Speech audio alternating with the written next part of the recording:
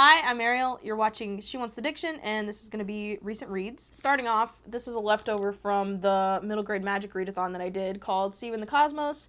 It's by Cheng. I explained it before, but basically it's this kid that is really into rockets and wants to build a rocket. I was not thrilled by this book. To begin with, I feel like maybe the main character sort of has autism, but I don't know a whole lot about it, and it's not really talked about. But just like the way that he talks and thinks about things just makes me think that this character could be autistic, which is not the problem that I have with it. It's kind of done in this journal style, so like when he's recording onto this like golden iPod that he has, it's more of like him talking, so it's the audio. But like I said, the way that he speaks, he often like repeats himself, and like his sentences tend to be like really just run-ons, and I think that's because of the way that his mind is supposed to work, and like it works for the character, but it's kind of like really annoying. The mom is kind of absent, and at the end we find out that she has like a mental illness. I think it was schizophrenia or something, but it just felt like so hasty and just like tacked on. By the end I was just like really disillusioned with it. Like I didn't really like it. Like I feel like everyone in this kid's life is really terrible, including like some of the people that he meets, like the kid that hits on his like half sister or whatever. Like the fact that there's a half sister reveal to begin with, like I don't know, I hate that trope where it's like long lost family member, like secret family member. It makes sense for this book, but it's also just like I hate that shit. So yeah, I did not like this very much at all. I really wanted to. A kid obsessed with space and doing space stuff. Like I like I am the perfect audience for this, you know, but like I just couldn't bring myself to like get over the issues that I had with it. So, Okay, and the other thing, and actually I listened to these two audiobooks when I was supposed to be reading stuff for the middle grade readathon, so whoops. But so it is the first two books in the Wayward Children series by Seanan and McGuire. So it's Every Heart a Doorway and then Down Among the Sticks and Bones. The first one's recommended to me by Christy from Books Are Pretty Neat. This is because I wanted to read a book that had an asexual main character, and the first book fits that perfectly. There's a trans character as well, so like really good representation. I'm like 2 years late to this. I'm several years late to this series. Like everyone's probably already read this and talked about it. But it's essentially just like a pretty straightforward fantasy, and the way the book is explained is kind of what happened to Alice after she got back from Wonderland. Like nobody really ever addresses like the after of a character having an adventure or whatever, and that's multiplied on a huge scale because there's all these kids that have visited these specific worlds, and now they have to come back to the real world, and they're all just like really upset and depressed about it, and a lot of them can't ever go back to the world that was like made for them and shit. It's interesting, like an interesting concept to think about, like what would your specific world that you're like meant for, where you fit perfectly, like what would it be like? It's just interesting hearing about like their different worlds. Everyone comes from this different background, and you kind of get to like learn about that. But the thing that's happening is, like, there's a murder, like, murders that are going on, and you're kind of trying to guess who it is. And at the end, I kind of had a problem with it, because it's, like, it seems so random who the murderer is, and it doesn't really get explained until, like, the second book.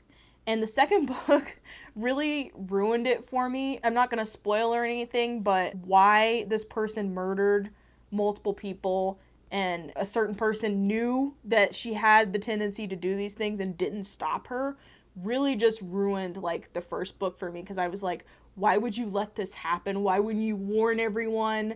Like I couldn't take it. Like I you know, like it really just ruined that for me. I'm not gonna say there's not like some problems with it, but as far as like the way that she writes and having it read, I really enjoyed it. I thought the narrator for Nancy at first, I didn't really like her, and I thought I really wasn't going to like the story at first, but I really like warmed up to it, and I think the narrator was actually perfect, because how Nancy is like so reluctant to like do anything and just very like reticent, I guess, like that really came through in that like narrator's voice.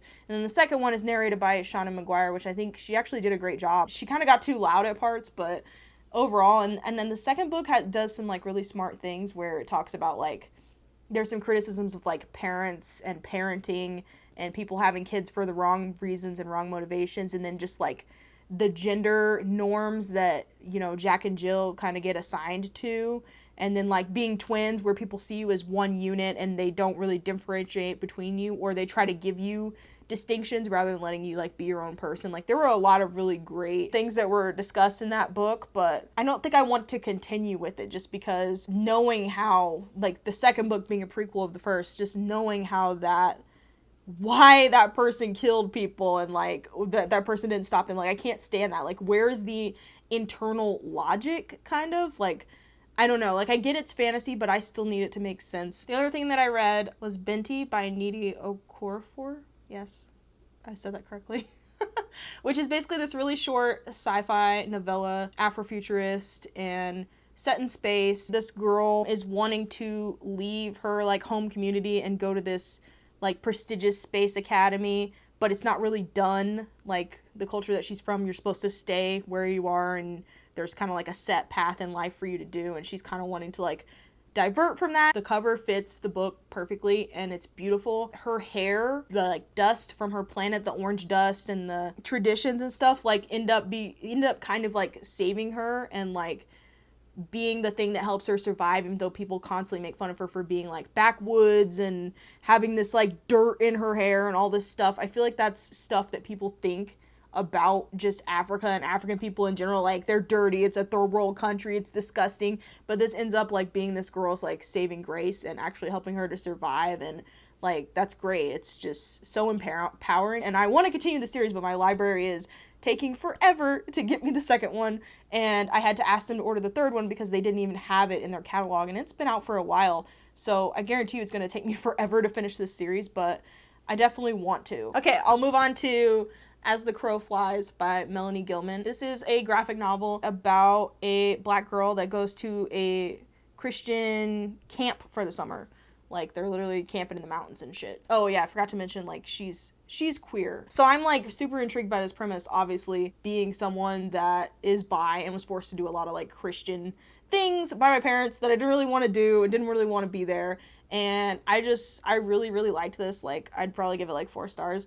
First of all, the illustrations are all in, like, colored pencil, which I feel like, I don't read a lot of graphic novels, but I feel like it's really unique for a graphic novel. The characters and everybody is really well drawn. Like, again, there's, like, a side character who's trans, and then, like, they become friends, and, like, I don't know, it's just, like, really freaking heartwarming, and I love it so much. I didn't even realize this is gonna be the first in a volume, because I guess it was originally a webcomic, and then they, like, compiled it into one book, so it kind of ends abruptly, which is really the only problem that I had with it, but, like, the story is really, really cute, and I just love everything.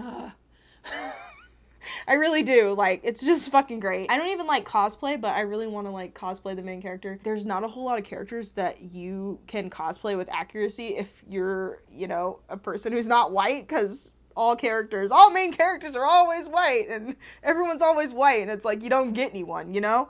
Which is why I really want to do this, because I guarantee you, like, you know, no one's done it. Or, you know, like, it's, like, such a niche thing. Like, I feel like I need to do that.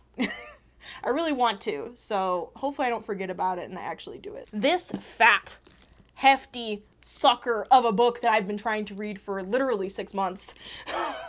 It's called are you ready for this title? How to Change Your Mind, What the New Science of Psychedelics Teaches Us About Consciousness, Dying, Addiction, Depression, and Transcendence. Christ, what a title.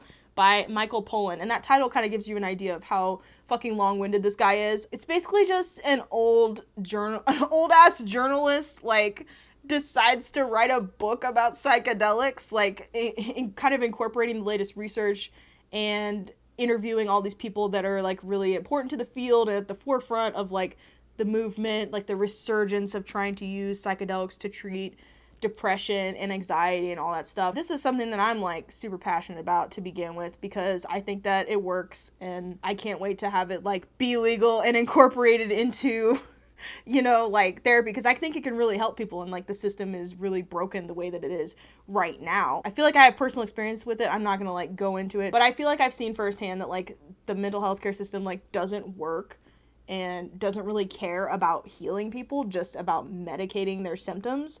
And sometimes rarely about that, and there's not even always access for people who struggle with mental health to, like, get the help that they need. So yeah, I'm, like, super passionate about this, and the approach that he takes is from several different perspectives. He gives you literally the entire history of this shit. Like, the history section honestly is what was difficult for me to get through because it is so long and it is so detailed. Really, the main thing that he says is that, like, at first LSD and stuff like that was regarded as like a miracle drug. They were using it to treat alcoholics successfully and using it on a lot of different people, but then it kind of got hijacked by Timothy Leary and the counterculture and started getting out of the lab and basically out of control, and people associated it with, you know, being dangerous and being a hippie and like the counterculture, and just started spreading all these like myths about how it was going to damage your chromosomes and you were going to go crazy and lose your head. So and then it just immediately, like, all that was just like kind of shut down. And so it's only just now, like, people are starting to like actually study it again and bring it back up to where it might be acceptable. Like, you know, fucking 40, oh, not even 40, like 50, 60 years later, only now are we coming back around to it and discovering that it might be, like, useful. So he goes through the entire history, which I guess it was interesting to hear about, like, Al Hubbard and Aldous Huxley and all these figures that I didn't really know about as far as, like, the LSD scene. But like I said, really long-winded. And then he decides to, like, basically take all these drugs himself, having been a straight edge for, you know, however many years of his life. So it goes through his experiences, like, okay, he takes this freaking, like, toad venom or something that makes you trip, does DMT, he takes shrooms and acid, I think. So recounting his experiences was actually pretty boring, like what I expected to be, like, the best part of the book. I don't know, like, his trips didn't seem all that, like, great to me, like, I don't know, or maybe he was just bad at explaining it, but that was actually, like, kind of a letdown. And then he gets into, like, the research of it, which honestly is a very small section of the book and could have just, that was really what I cared about, was, like, I want to know exactly what is happening in your brain, you know, when you take these substances, and, like, I want to be able to discuss it in intelligent terms and not just be like, yeah, it's great, man, or, you know, like, I want to know what is happening. I want to know intellectually. So, like, although that section was short, you could probably just skip to that section and read that and be totally fine. But I am glad that I, like, you know, made it through the history or whatever. And then the final part, he just talks about using it in a therapeutic setting. So, like, MDMA to treat PTSD and different stuff that they're doing. And one of the things I find kind of disturbing is that, like, for the studies, they'll, like, so you have someone to, like, guide you on the trip or whatever, like a psychotherapist or someone like that, but they'll put you in, like, eye shades and then, like, headphones and then, like, play you pre-selected music. Like, I don't know about you, but that would really annoy me, like, someone picking out, like, the music and then making me stay in a room, like, and it's dark. Like, I don't, you know, like, I'm just like, how is that even comfortable or gonna make a good experience? But what the hell do I know, right? So, I don't know, I just thought that was weird. And it's not even that they're saying this is going to be, like, some kind of miracle cure, it's a miracle drug.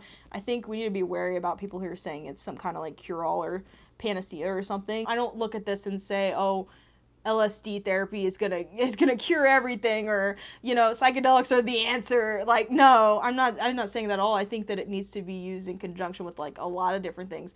Like, I think that I personally, like, do a lot of different things to help me. Like, I run, like, I listen to ASMR, like, aromatherapy, like, all these things that I, like, may sound kind of stupid. I feel like they all contribute, like, to me actively working on my health. I'm not saying there's any one thing that has been the answer.